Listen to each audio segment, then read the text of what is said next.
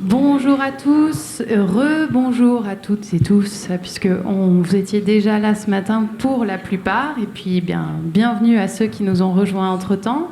Bonjour aussi aux personnes qui sont à distance et que je n'ai pas encore saluées, donc merci à vous d'être connectés à distance. On se retrouve du coup pour continuer le programme de cette journée. On a dessiner les enjeux ce matin avec des points de vue stratégiques et puis les grandes ambitions, les enjeux des territoires sur cette question du numérique responsable.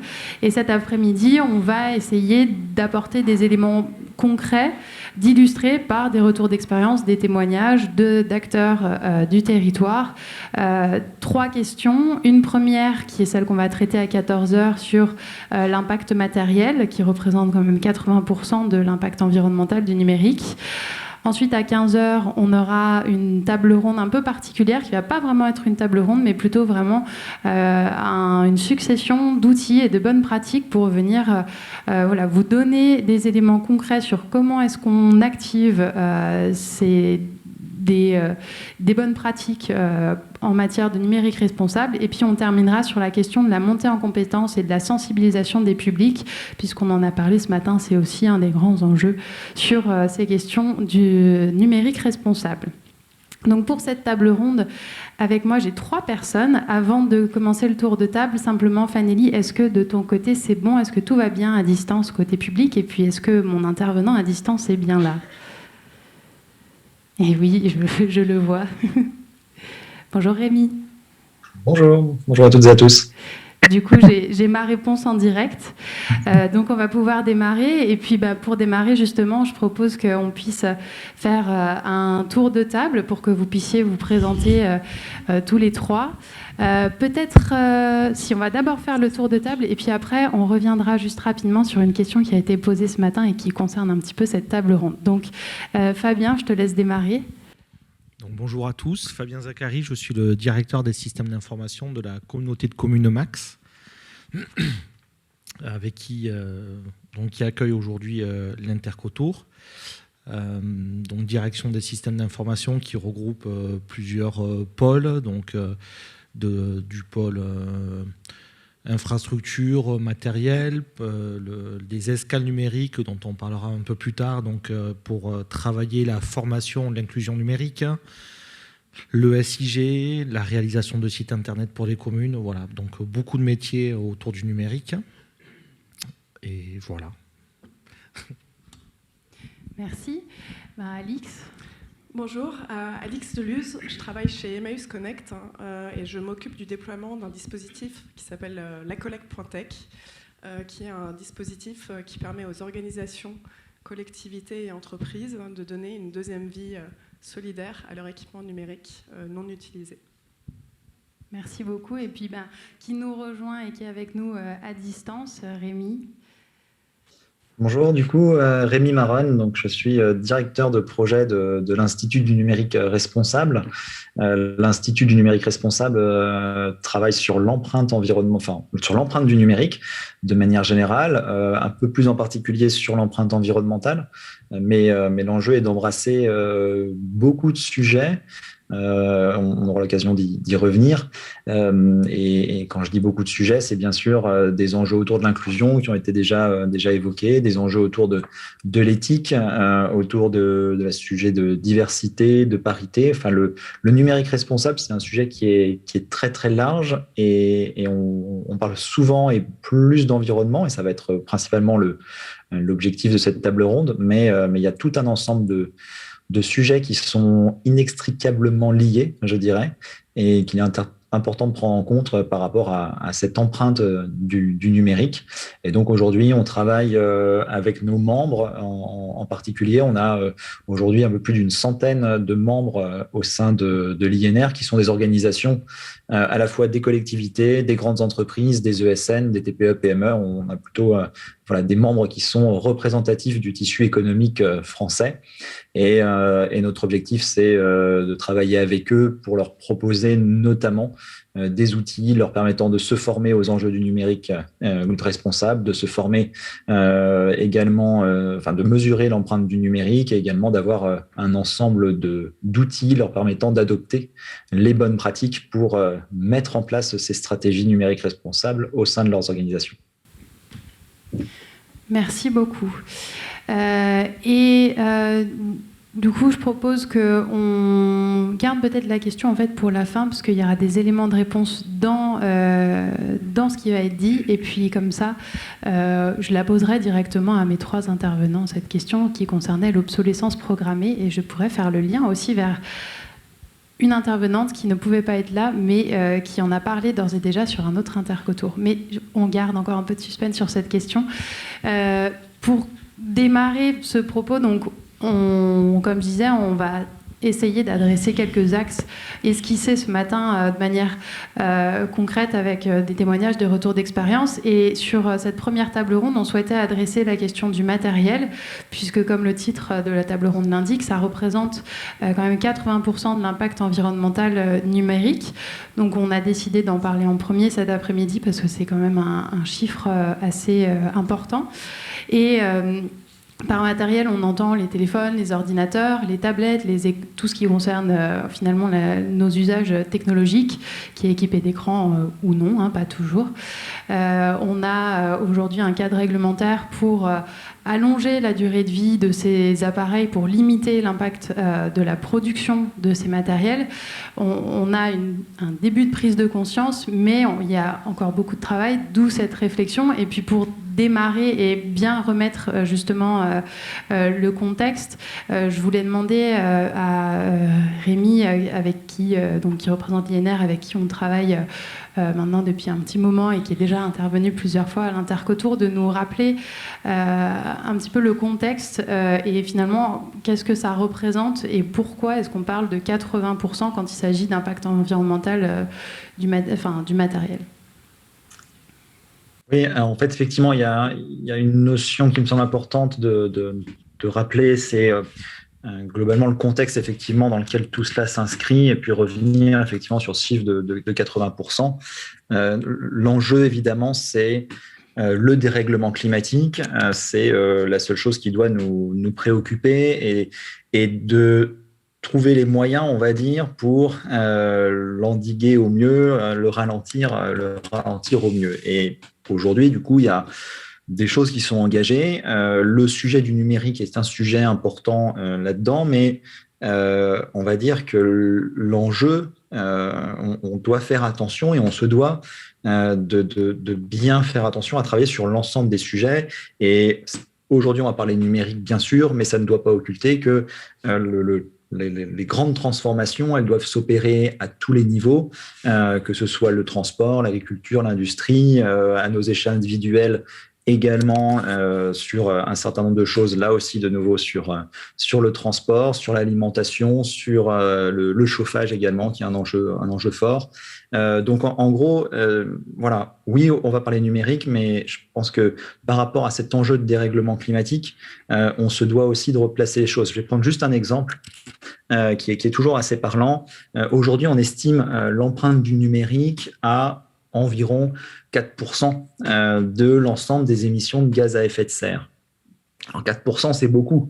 Aujourd'hui, 4%, c'est beaucoup, mais vous avez quand même 60% de la population mondiale qui utilise le numérique chaque jour. Et je le rappelle à chaque fois, c'est un élément qui est essentiel. Le numérique, aujourd'hui, il est présent partout. Donc, 60% de la population qui l'utilise pour s'informer, pour se divertir, pour travailler, évidemment. Et si on fait juste une comparaison, aujourd'hui, en fait, l'aviation commerciale, on estime que son empreinte, c'est 2%. Et donc, oui, 2%, c'est plus faible que 4%. Mais aujourd'hui, vous avez seulement, et je prends le chiffre de 2018, en 2018, vous avez seulement 11% de la population mondiale qui a pris l'avion. Et ce chiffre, il a été évalué en 2018, mais évidemment, c'est une statistique qui reste plutôt vraie. Donc, vous avez en fait 2% du coup de l'empreinte qui est créée par 11% de la population mondiale, quand vous avez 4% de l'empreinte qui est créée par 60% de la population mondiale, donc dans quelque chose en plus qui est très transverse en fait à l'ensemble de ce qui se passe. Donc, je trouve que c'est aussi un enjeu fort de replacer ce chiffre-là. Et je vais juste également faire un petit parallèle. J'aurais aimé être avec vous aujourd'hui, mais bon, c'était un petit peu plus simple de ne pas venir. Mais malgré tout, l'empreinte carbone de cette diffusion vidéo que vous avez, elle est hyper négligeable par rapport en fait aux déplacements que j'aurais pu faire, que ce soit en train d'ailleurs ou par un autre moyen de déplacement, même si en train mon empreinte aurait été relativement faible, mais dans tous les cas aujourd'hui l'empreinte de cette vidéo qui est en train de se dérouler là, elle est extrêmement négligeable par rapport à un déplacement qui aurait pu avoir lieu pour venir sur place. L'empreinte d'un événement, elle est principalement liée au déplacement, sauf si tout le monde venait en vélo, on va dire. Donc voilà, donc là aussi, encore une fois, on se doit aussi de replacer les choses dans leur contexte et se dire bien sûr que le numérique a une empreinte, qu'on doit y travailler dessus, mais il faut aussi qu'on regarde l'ensemble des leviers autour. Et finalement, sur un événement, voilà, trouver peut-être l'ensemble des leviers pour faciliter les venues sur des modes de transport doux, etc., etc., etc. Ouais. Ça, c'était replacer un petit peu le contexte. C'est important, effectivement, de replacer dans le contexte et de se dire, comme on se dit, aujourd'hui, on est sur cette question du numérique parce que c'est notre sujet aussi à nous, les interconnectés. Néanmoins, n'oublions pas qu'il y a beaucoup d'autres champs. Maintenant, je pense que tous dans cette salle, dans nos aspects de vie quotidienne et professionnelle, on est aussi, et c'est très bien par ailleurs, sensibilisés par ces discours sur nos autres champs d'action qui sont l'alimentation, le transport, la consommation d'énergie. Maintenant, prenons le focus de, comme tu disais, c'est ce pourcentage de l'impact numérique qui, donc, comme tu le disais, représente aujourd'hui 4% de l'empreinte carbone globale de nos activités.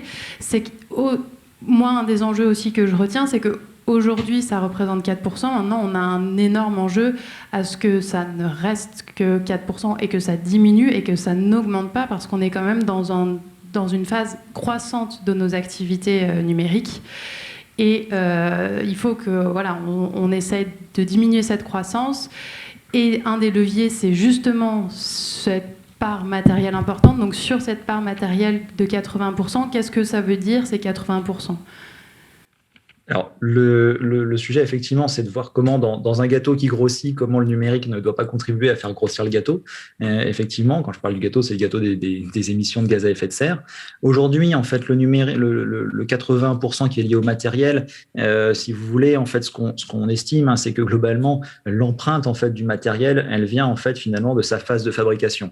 Une fois que vous avez en fait passé la phase de fabrication, vous avez quasiment, vous avez les 3/4, voire plus, de l'empreinte du matériel qui est créé. C'est-à-dire parce que, en fait, un équipement numérique de type smartphone, écran, etc., c'est globalement une catastrophe environnementale à produire parce qu'on va avoir beaucoup d'extraction de matière pour produire un téléphone. Donc, vous avez beaucoup d'énergie, beaucoup de déplacement de matière, beaucoup de risques environnementaux qui vont bien au-delà de finalement l'empreinte carbone à proprement parler. Et finalement, le gros en fait de l'enjeu, c'est de se dire que moins on va produire de matériel finalement et plus on va contenir l'empreinte.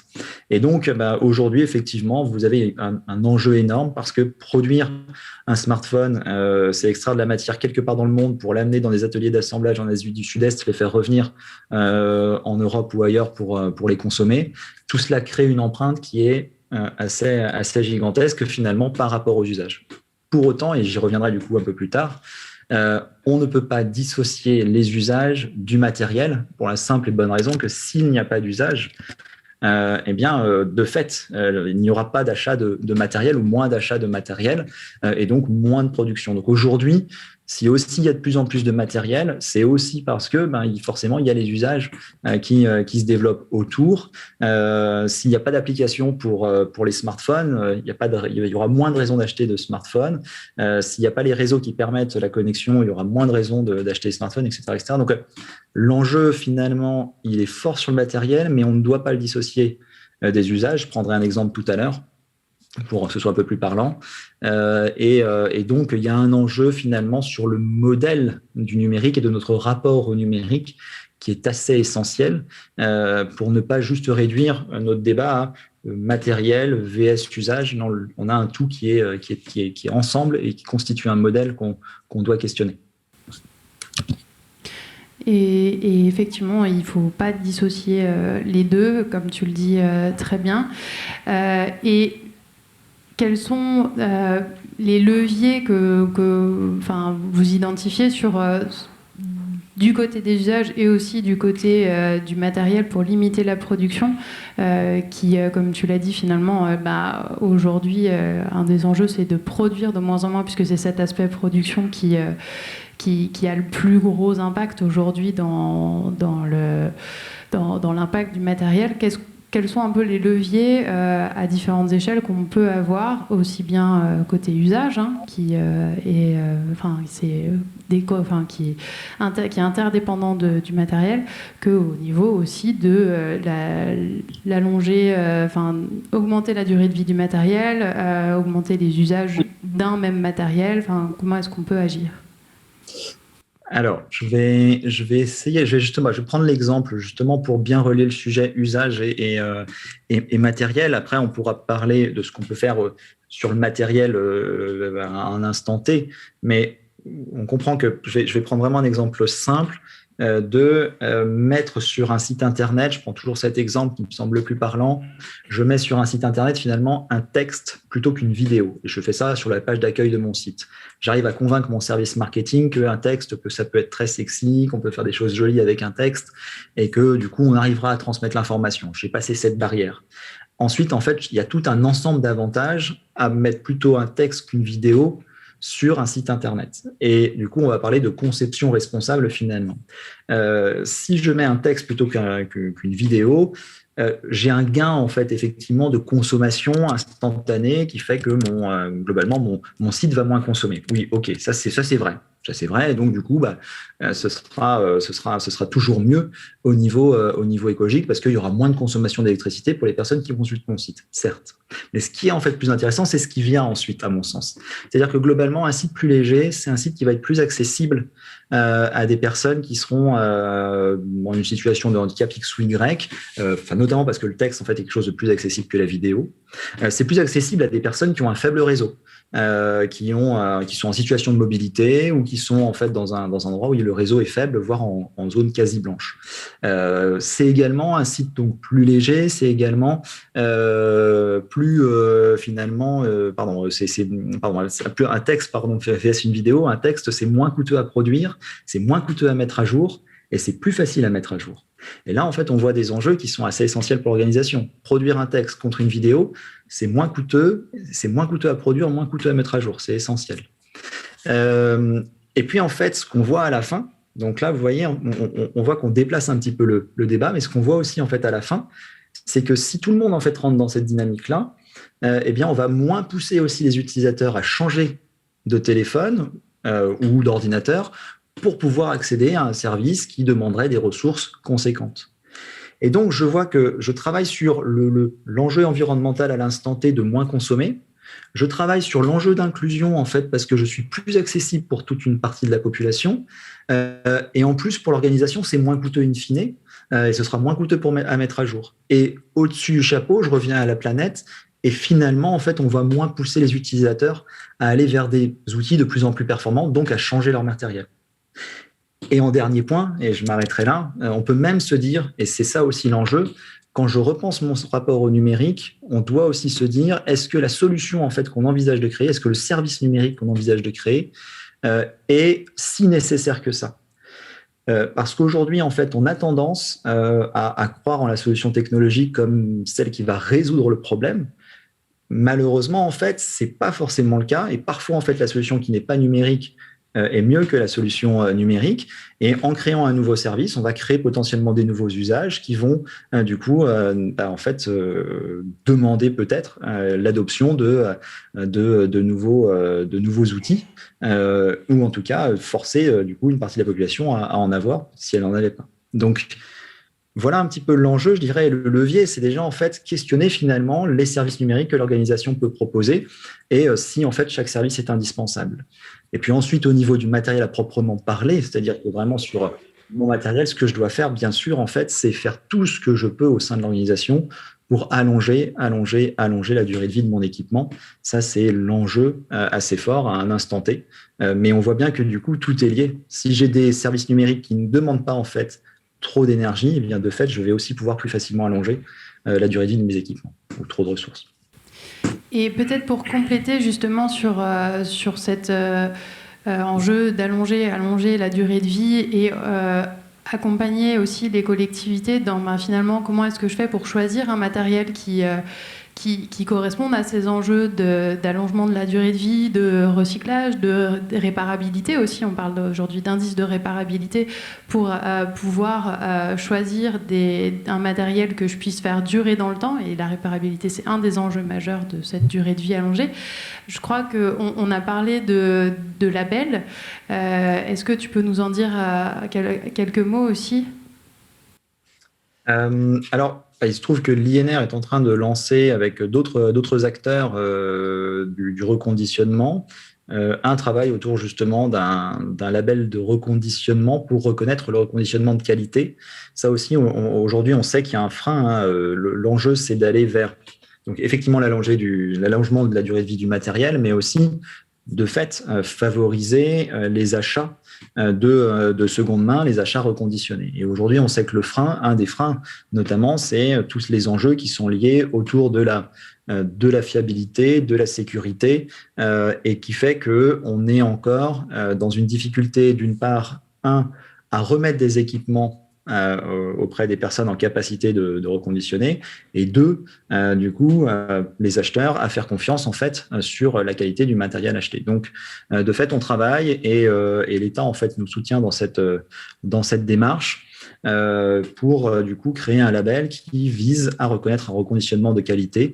Et donc, le reconditionnement de qualité, c'est notamment s'assurer en fait d'un certain nombre de points techniques au niveau du reconditionnement, de manière à, on va dire, un petit peu normaliser les choses pour donner plus confiance et vraiment favoriser le réemploi demain. Super. Merci beaucoup Rémi.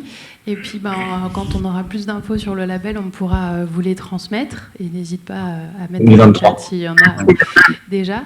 Et puis maintenant, pour aller passer du côté organisation, je me tourne vers Fabien Zacharie, donc DSI de la communauté de communes de Marais-Madour-Côte Sud.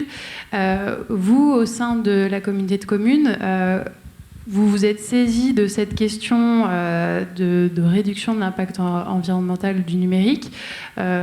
À quel moment cette réflexion allait arriver ? Comment ? Et puis, justement, qu'est-ce que vous mettez en place ? Qu'est-ce que vous avez mis en place ? Et qu'est-ce que vous mettez en place aujourd'hui ? Alors, le sujet du numérique responsable, du numérique tout court, est un sujet que la communauté de communes s'est approprié il y a bien des années, comme le soulignait tout à l'heure la vice-présidente. Et c'est des sujets sur lesquels les élus et les équipes ont travaillé sur de la dématérialisation, ce genre de sujet, pendant très longtemps. En fin 2019, début 2020, on a monté une session de formation et de labellisation d'une partie des équipes de la direction des systèmes d'information, et nous avons 6 collaborateurs de la DSI qui ont obtenu leur certificat INR, puisque pour nous, lancer une démarche de numérique responsable, ça passe avant tout par la prise de conscience des équipes et des personnes qui vont mettre en place et qui vont former les utilisateurs et les usagers sur ces sujets-là. Sur la base de ces collaborateurs formés, plusieurs déclinaisons ont été faites. Donc, il y a eu des déclinaisons sur la formation auprès des usagers, mais c'est un sujet que vous réaborderez lors de la dernière table ronde. Il y a eu aussi, par exemple, la prise en compte dans les marchés publics de la collectivité, les marchés publics sur les équipements numériques, donc ça va être les ordinateurs, les copieurs, les imprimantes, les smartphones, de différentes clauses. Tout à l'heure, on parlait de labels, notamment l'intégration de labels type TCO, type 80+, Blue Angel, EPIT, auprès des fournisseurs et des partenaires pour qu'ils répondent à certains critères environnementaux assez forts qui couvrent l'intégralité du cycle de vie du matériel. Cycle de vie de matériel qui va concerner aussi bien le matériel en lui-même, mais qui va concerner les méthodologies d'emballage, les cartons, les polystyrènes, les différents plastiques qui sont utilisés, qui va aussi concerner dans nos marchés publics on va dire l'environnement sonore d'un ordinateur. Parce qu'un ordinateur fait du bruit, donc on pourrait parler d'environnement sonore, pas qu'énergétique. Donc tout ça, ce sont des clauses que nous avons intégrées à nos marchés publics. La difficulté qu'on a rencontrée, parce qu'on rencontre quand même quelques difficultés sur ces sujets-là, c'est que plusieurs de nos partenaires n'avaient pas forcément connaissance de ces labels-là. Donc on a aussi dû accompagner sur nos marchés publics les partenaires pour on va dire pour les acculturer sur les attentes qu'on avait en termes d'environnement pour nos équipements. Donc ça, c'est un premier exemple. Et ensuite, un second exemple sur ce cycle de vie du matériel. Donc ce matin, Renaud Lagrave parlait d'un partenaire que l'Alpi a, mais que Max a aussi, le partenaire Netiful. Donc c'est un partenaire qui intervient dans les écoles chez nous et en fait qui met en place un dispositif pour pousser un peu plus loin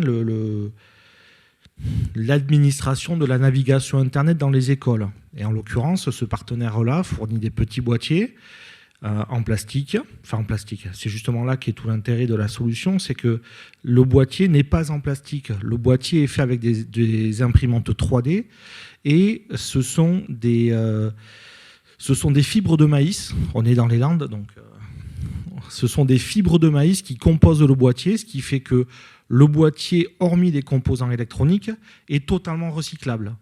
Donc pour partir et améliorer le cycle de vie des matériels, on a aussi un travail de veille technologique, mais un peu plus large, un peu plus vaste que le simple aspect numérique. Oui, et je rebondis parce qu'en fait, depuis ce matin, le nom, alors Renaud Lagrave l'a cité, Netiful une première fois, puis tu le cites, et maintenant ça fait écho. En fait, Netiful, ils ont été lauréats du concours Startup Interconnecté qu'on a organisé à l'Intercotour, qui était à Dax en 2018, je crois. Donc, comme quoi, finalement, l'écosystème se retrouve et ravi, du coup, qu'on se retrouve par ailleurs. Et qu'on est ravi de savoir qu'on avait identifié une start-up qui prospère, c'est super. Maintenant que ça a fait ding. Parenthèse close.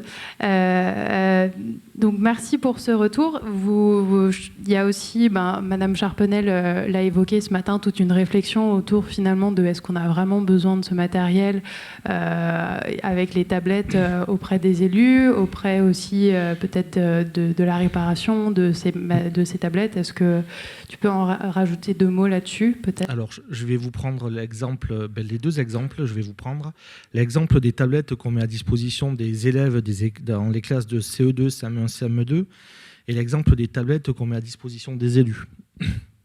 Donc aujourd'hui, on met à disposition des élèves dans les écoles primaires entre 2500 et 2700 tablettes. Ça varie en fonction des années, des ouvertures, des fermetures de classe. Et pendant très longtemps, les tablettes étaient peu, voire pas réparées lorsqu'elles étaient cassées ou endommagées. Avec un partenaire local du territoire, donc c'est un auto-entrepreneur, on a mis en place un partenariat et cet auto-entrepreneur, dorénavant, répare les tablettes qui sont endommagées. Alors ça nous coûte certes un peu plus cher dans certains cas de les faire réparer, mais au moins on réduit l'impact environnemental du numérique scolaire. Et on est en train de réfléchir pour aller plus loin, puisque les tablettes qui, pour le coup, ne sont pas du tout réparables jusqu'à présent, on les a menées auprès d'un partenaire de la collectivité qui s'appelle le Sitcom, qui est un syndicat qui œuvre sur une grande majorité du département des Landes pour la collecte des déchets.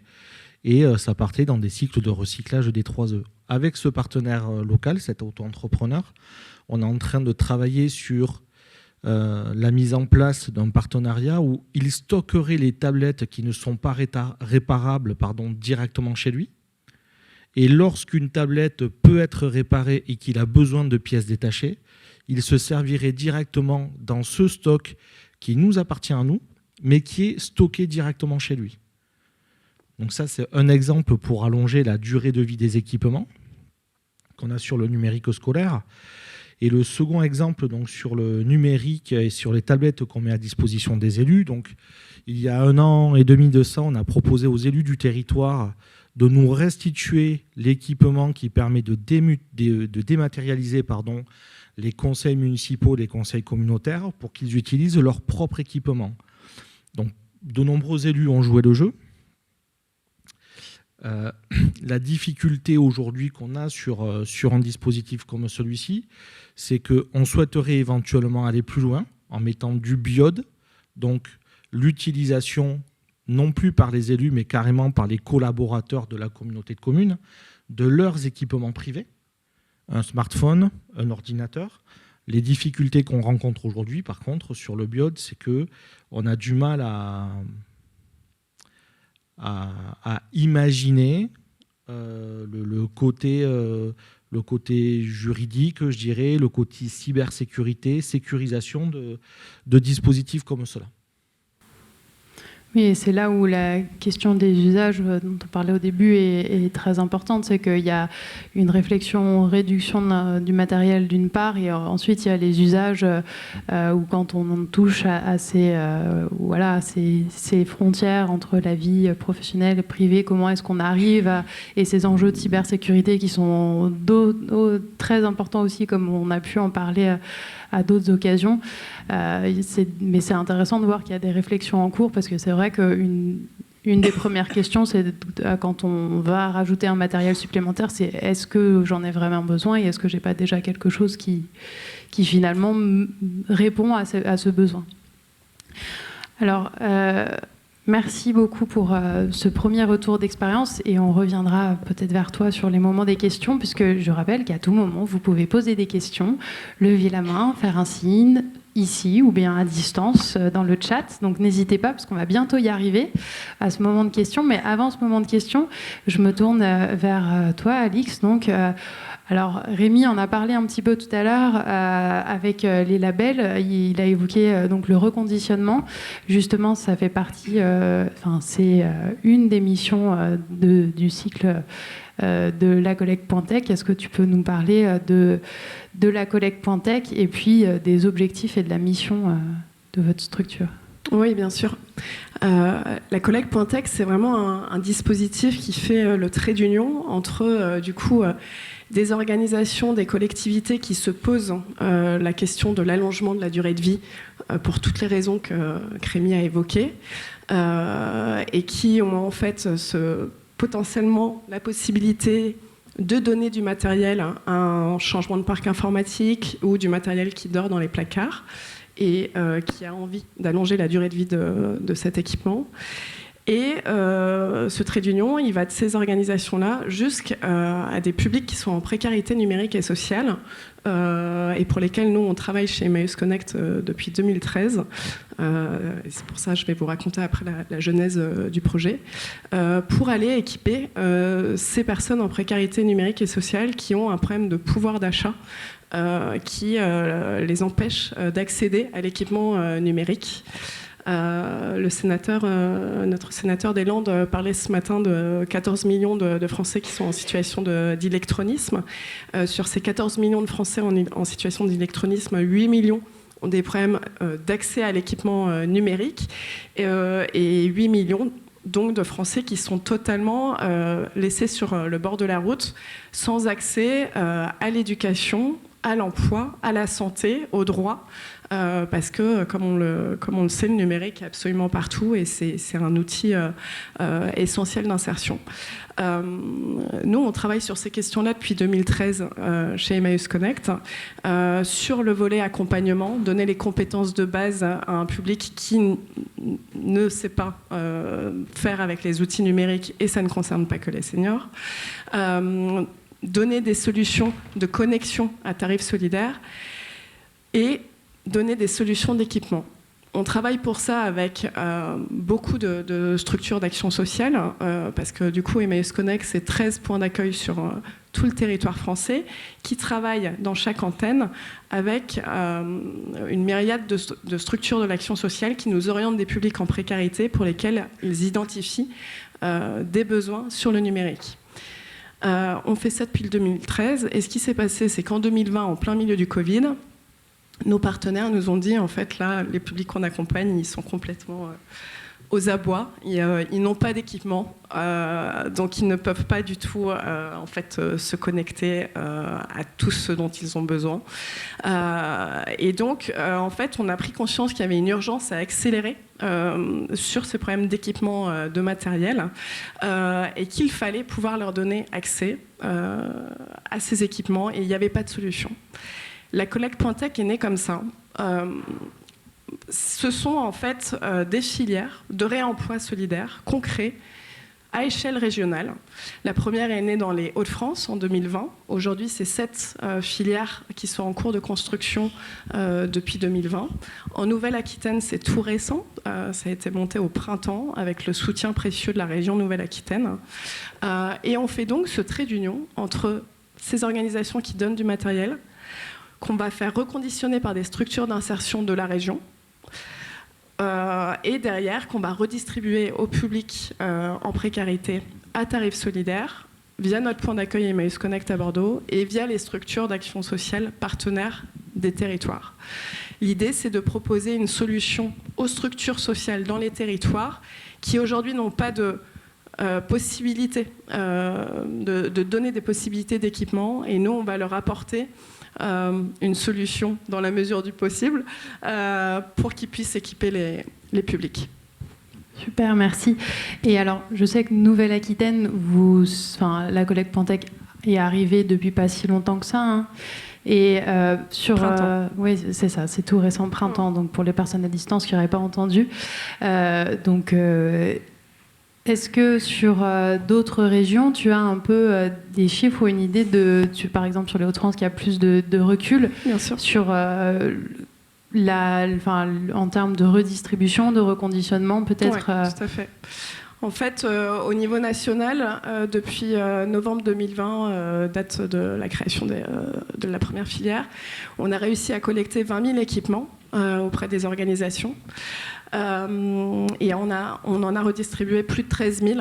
Il y a toujours un taux de déperdition, comme vous pouvez l'imaginer, entre ce qu'on collecte et ce qu'on arrive à reconditionner, à redistribuer. Taux de déperdition qui concerne des équipements qui ne seraient pas reconditionnables, j'imagine. Exactement. En fait, le reconditionnement peut être très différent d'un équipement à un autre. Il y a des équipements pour lesquels ce sera entre guillemets que de la mise à jour, et puis d'autres équipements vont vraiment nécessiter de la réparation, vont nécessiter de l'achat de pièces détachées.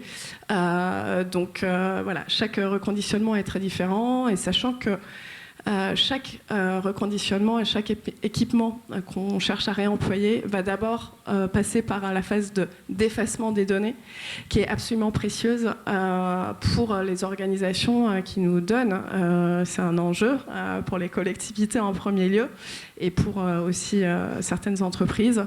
Donc on a tout un cahier des charges en fait qu'on donne, sur lequel on travaille avec nos reconditionneurs partenaires, pour faire en sorte à la fois de garantir cet effacement des données, et pour faire en sorte que le matériel soit garanti 2 ans comme n'importe quel matériel reconditionné, parce que on a vraiment, le projet est né de cette idée vraiment que les personnes en précarité aient droit à cet outil comme n'importe qui au quotidien.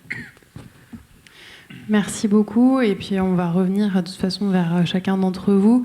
Et puis, c'est finalement là, on est sur ce cycle vertueux qui adresse plusieurs pans du numérique responsable dont on a parlé ce matin, dont ce pan inclusion numérique, qui est de ne pas oublier cette part de personnes concernées par l'électronisme, dont tu disais une bonne partie a juste du mal, ne serait-ce qu'à se procurer ce matériel. Et c'est là où votre action est intéressante et en plus se couple à ces enjeux d'allongement de la durée de vie. Donc sur cette question de quels sont les leviers pour réduire l'impact environnemental matériel du numérique, on en a identifié quelques-uns.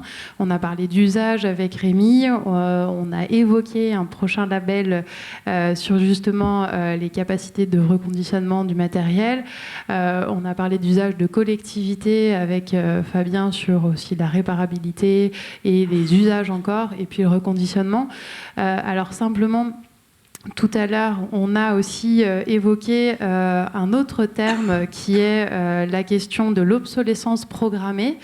Et donc, je voulais juste y revenir un petit peu pour voir si vous aviez, Rémi, Alix ou Fabien, des éléments de réponse, sachant que, pour information, il y a un acteur qui est très actif sur cette notion d'obsolescence programmée qui s'appelle Halt à l'obsolescence programmée, HOP, qui milite pour qu'il puisse y avoir une réglementation de plus en plus forte et notamment contraignante pour les fabricants de logiciels et de matériel sur ces questions d'obsolescence programmée. Et ils ne pouvaient pas être présents aujourd'hui, mais ils étaient intervenus à Grenoble début de l'année et Fanelli va mettre pour les personnes à distance le lien de l'intervention de Lucie Tamey, administratrice de HOP, sur le chat. Et puis pour ceux qui le souhaitent, je le joindrai aussi au replay puisque c'est complètement en lien.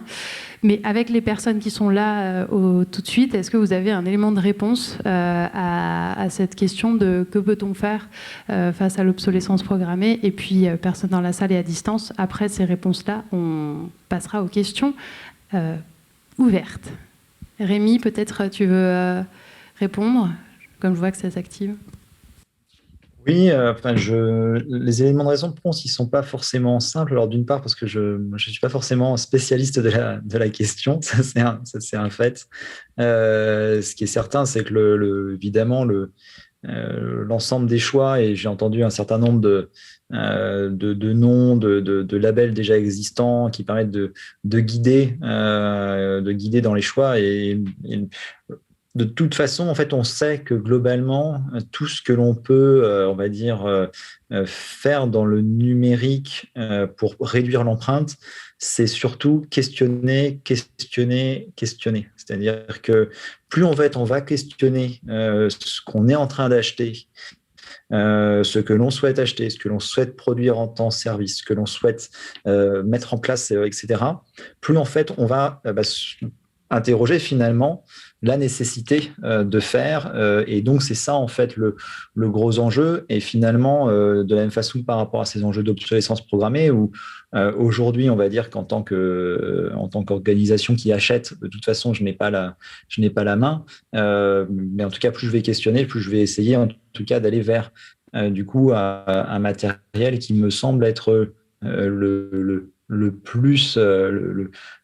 plus facile, on va dire, à allonger en termes de durée de vie.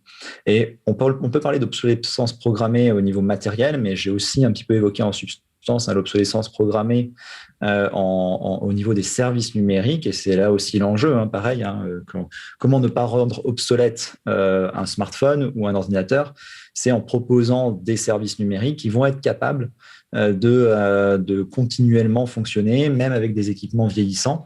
Alix a évoqué des chiffres sur l'exclusion numérique, et ces chiffres-là, on se doit de les avoir bien en tête, parce que cette exclusion numérique, il y a un certain nombre de facteurs, mais il y a aussi justement l'obsolescence programmée logicielle qui fait qu'on rend de fait le matériel obsolète. Donc, plus on va concevoir des services numériques qui vont rentrer dans une logique d'éco-conception, voire de conception responsable, eh bien, plus en fait on va aussi limiter cette obsolescence matérielle.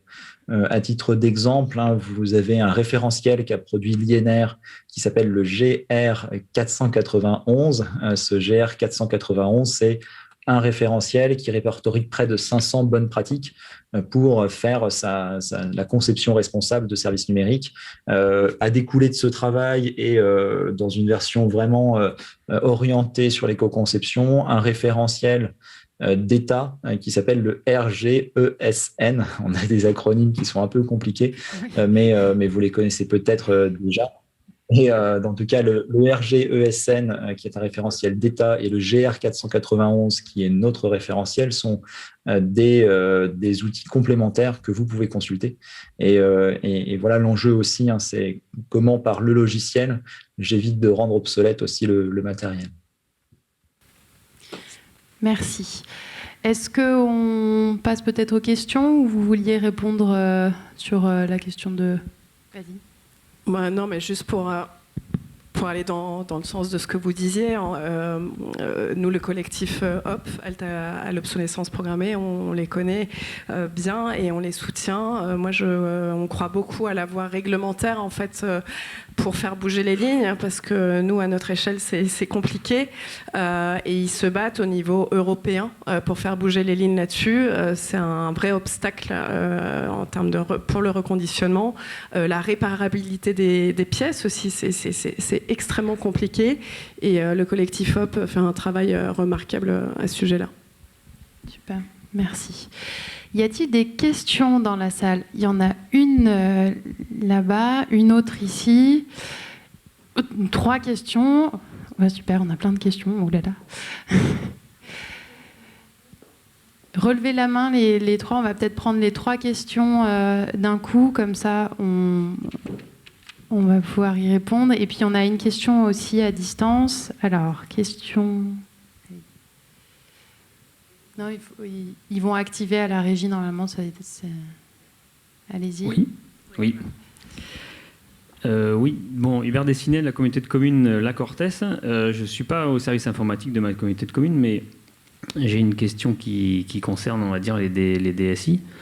C'est la communauté de communes, donc Max, quelle est la durée que vous fixez pour un ordinateur de bureau de vos agents, par exemple? Ça m'intéresse de rapporter cette information. Alors, la durée de vie, elle est aux alentours de 4 ans. Aujourd'hui, on pense qu'on doit pouvoir le pousser à 5 voire 6 ans. Après, ça nécessite des travaux en interne. Il faut savoir qu'aujourd'hui, vous avez un ordinateur qui va... bien souvent, les ordinateurs vont être trop puissants par rapport à l'usage, notamment pour nous, collectivités.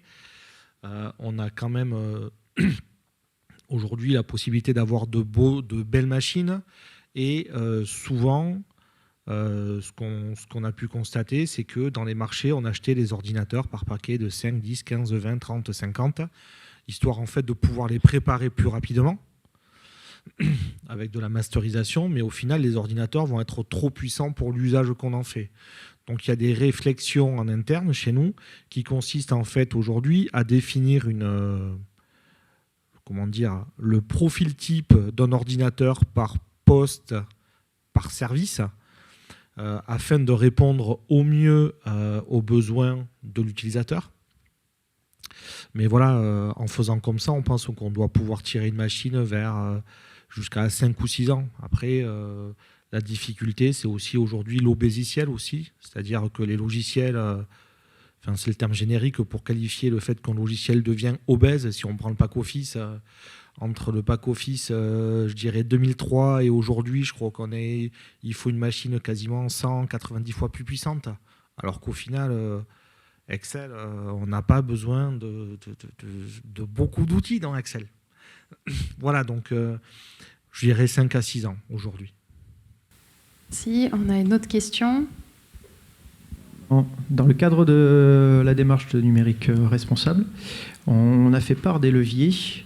J'aimerais mettre moi le doigt plutôt sur le fait que l'équipement est produit, donc on a déjà eu l'extraction de terres rares et tout ce qui est lié avec notamment la disparition de ces terres rares à court terme. Aujourd'hui, maintenant que le matériel est produit, est-ce qu'il n'est pas possible de réfléchir à une consommation énergétique plus verte, donc à faire appel à des consommations énergétiques éoliennes ou autres, pour limiter l'impact environnemental avec le GES, par exemple, la consommation en eau. Et deuxième question, pour faire perdurer aussi le matériel, quid du numérique libre, et dont l'État aussi est garant via son socle interministériel des logiciels libres. Alors je vais prendre peut-être la deuxième question. Oui, donc Antoine Rochette-Delande de Synbird. Nous, on était aux Interconnectés de Grenoble au début de l'année. On a eu la chance de déjà voir quelqu'un d'Emmaüs Connect qui nous a convaincus. Donc on est passé sur des PC reconditionnés. On les a mis sous Linux. Je suis étonné que vous n'en ayez pas spécialement parlé. On pense qu'on peut les garder plus longtemps, du coup, des PC sous Linux. Et du coup, moi, j'ai deux questions sur les PC. Enfin voilà, on est plutôt convertis. Ça marche très bien, j'essaye d'engager tout le monde. Mais on a deux questions qui se posent. La première, c'est, nous on est assez embêtés parce qu'en tant qu'entreprise, on ne récupère pas la TVA sur ce matériel reconditionné. Et du coup, c'est bête, mais c'est 20% de remise auxquelles on n'a pas accès. Et ça nous coûte assez cher finalement d'acheter du reconditionné. Et l'autre question, c'est justement sur Linux. Quand on achète des PC reconditionnés, ils sont souvent livrés avec un Windows. Et la première chose qu'on fait, c'est de l'enlever et de mettre un Linux. Ça nous prend du temps, ça nous coûte de l'argent. Et si on pouvait mettre une image, enfin donner une image et récupérer des PC déjà livrés, ce serait super chouette. On a deux questions très différentes, donc peut-être, je pense que la deuxième, si tu peux répondre, Alix. Alors, Linux, on en parlait encore tout à l'heure au déjeuner. Nous, on a des débats internes sans fin sur Linux, sans fin, et je pense qu'ils vont continuer encore longtemps. Aujourd'hui, en tout cas, la position chez Emmaüs Connect, c'est de dire que, en fait, nous, le public qu'on adresse, c'est un public qui est en précarité numérique et sociale, qui est déjà éloigné de l'outil numérique, qui est éloigné de la compréhension de l'outil. On l'accompagne dans ces compétences-là. Donc on veut faciliter au maximum. On est vraiment facilitateur pour que cet outil devienne un vrai outil d'insertion. La société, aujourd'hui, elle est plutôt du côté de Windows que de Linux. Et nous, on prend le parti de faire en sorte que les personnes qui se mettent petit à petit au numérique puissent s'approprier ce que propose la société par rapport à ça. Donc pour le moment, nous, effectivement, on est sur du Windows 10. À côté de ça, on est sur une suite de logiciels libres, mais on est sur du Windows 10 et les reconditionneurs avec qui on travaille, qui ne travaillent pas que pour nous, travaillent effectivement plutôt sur du Windows 10. Après, ça m'intéresserait d'avoir le point de vue de Rémi. Je ne sais pas si c'est quelque chose qui est adressé au niveau du label. Est-ce que c'est un point qui est soulevé, sachant juste pour information que ce label, vous travaillez en consortium entre guillemets dessus, et notamment avec les ateliers du bocage qui en Nouvelle-Aquitaine est notre principal reconditionneur partenaire du côté la collecte Pointec. Et dont parlait François Guyon ce matin pendant la plénière, puisqu'il travaille avec eux. Rémi, si tu peux répondre rapidement à l'interpellation de Alix et puis du même temps à la question de monsieur, parce que je pense que c'est un peu toi qui as les éléments.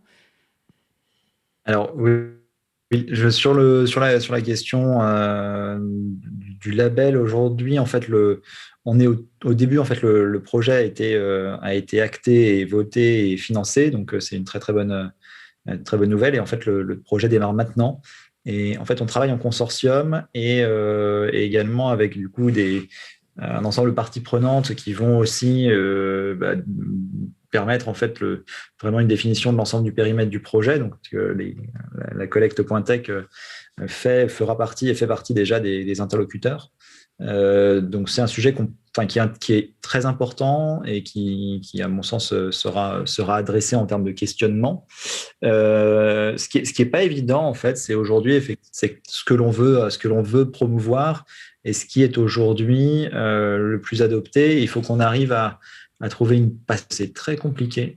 je trouve que la réflexion d'Alix sur le fait qu'on questionne en permanence est très intéressante, parce que c'est vrai que la réalité aujourd'hui, c'est que le libre, en fait, effectivement, et du coup, ça fait écho à la première question. Le libre, en fait, a beaucoup d'atouts, et je pense qu'on se doit, en fait, de promouvoir ces outils-là, se questionner aussi comment, en fait, on peut les faire de plus en plus rentrer dans le champ de l'activité des organisations. Peut-être qu'au niveau public, il y a d'autant plus de leviers. Ça, là aussi, c'est moins mon domaine. Mais en tout cas, la réalité aussi, c'est qu'il y a beaucoup d'outils. Aujourd'hui, on voit il y a des habitudes de travail qui ont été prises avec, du coup, effectivement, un certain nombre d'outils qui sont plutôt des outils qui viennent de l'autre côté de l'Atlantique, et que il y a beaucoup de choses à faire pour permettre une transition vers des outils qui demandent de nouvelles habitudes, qui peuvent paraître peut-être moins pratiques au départ, qui le sont peut-être aussi. Il faut aussi reconnaître l'extrême facilité d'utilisation de certains outils grand public que l'on connaît, que ce soit chez Microsoft ou Google, par rapport à des outils issus du libre. Et donc, voilà, le travail de transition, le travail de faire reconnaître ces outils, etc., il est extrêmement long. L'INR n'est pas complètement positionné sur ces sujets, mais en tout cas, c'est certain que ça doit être un sujet qui doit être adressé et questionné. Tout à fait. Sur la question de redire je suis désolée, mais comme on a 3 tables rondes, peut-être à la limite qu'on peut en discuter juste après et puis voir pour y répondre. Mais là, on essaye d'être timé pour finir dans les temps, puisqu'on est vendredi et tout le monde a eu une longue semaine probablement. Donc merci Rémi d'avoir apporté ce complément. Sur le libre, on va peut-être même avoir des éléments complémentaires dans la table ronde juste après. Justement, il va être temps de passer sur cette table ronde suivante. On peut peut-être simplement avant applaudir les 3 intervenants. Merci.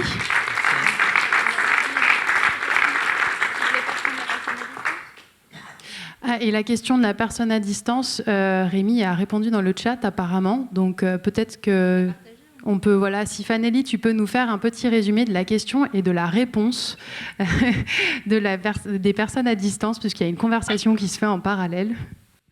Avec grand plaisir. Donc, du coup, on avait une question de Jean-Pierre Mordant. Au-delà des collectivités territoriales, beaucoup de nos concitoyens gardent chez eux de vieux équipements numériques avant de les porter en déchetterie notamment, sans emploi. Vers quelle structure pourraient-ils se retourner pour donner leurs vieux équipements ? Donc, du coup, merci Rémi. Rémi nous a donné quelques éléments de réponse avec des liens. Rémi, vous pouvez peut-être juste dire un mot sur les différents liens que vous avez partagés, et on les partagera à notre tour au moment de la diffusion du replay, bien sûr. Il y a des points d'apport volontaires qui existent avec les organismes écosystèmes ou encore écologiques. Et puis, il y a quelques collectes citoyennes qui sont organisées également, avec là aussi des points d'apport qui sont créés de manière ponctuelle dans différentes villes, soit en association avec ces organismes-là, soit d'autres. C'est 2 exemples parmi d'autres qui existent, mais ça mérite encore d'être bien plus, on va dire, mis en valeur et en exergue. Aujourd'hui, ces points d'apport volontaires sont visibles dans des supermarchés, par exemple, parfois, notamment avec l'écosystème, ou sont d'autres types de points d'apport existants. Ils sont tous référencés sur une grande cartographie sur ces sites-là, mais il y a encore beaucoup de chemin à faire pour les faire connaître et éviter effectivement que nos outils numériques, qui sont des millions et des millions en fait à traîner dans nos tiroirs, restent dans le tiroir. Ouais. Et pour compléter, je pense qu'on peut aussi tout simplement aller voir quand on va racheter le nouveau téléphone, poser la question aux fabricants, parce que par exemple Orange, qui est par ailleurs partenaire des interconnectés, ils font des actions de récolte et de collecte du matériel que vous n'utilisez pas, et il y a des cycles de recyclage, donc il ne faut pas hésiter non plus si on est dans la démarche d'un rachat, de renseigner par ailleurs sur ce qu'on fait au même moment du matériel qu'on n'aura plus. Je crois qu'il est temps... Ah non, Alix. Très rapidement, parce que je sais qu'on doit enchaîner. Juste pour vous dire que la collecte.tech, c'est un dispositif auquel les collectivités ont accès que depuis cette année. C'était très compliqué par le passé de données. Et je voulais juste vous redire que c'était un dispositif qui était gratuit, qui était simple et qui était sécurisé pour les collectivités, et que ça rejoignait vraiment à la fois ces enjeux numériques responsables et une urgence sociale d'équiper ces publics en précarité, et que donc si vous aviez des questions, je me tenais à votre disposition, et que je laissais à l'entrée un manifeste qu'on a publié pour le réemploi solidaire des équipements numériques qui retrace un peu tout ce qu'on s'est dit pendant la table ronde. Voilà, je vous remercie. Merci beaucoup.